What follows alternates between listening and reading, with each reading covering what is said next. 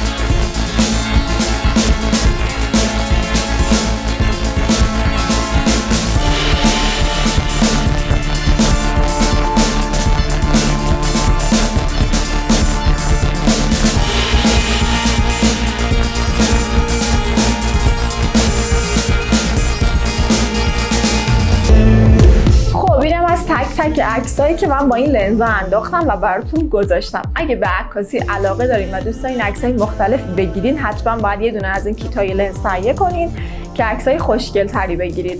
اینم از ویدیو امروز ما. امیدوارم که دوست داشته باشید. اگر سوالی دارین برام بنویسید، همه رو جواب میدم. به امید دیدار شما توی ویدیوهای بعدی.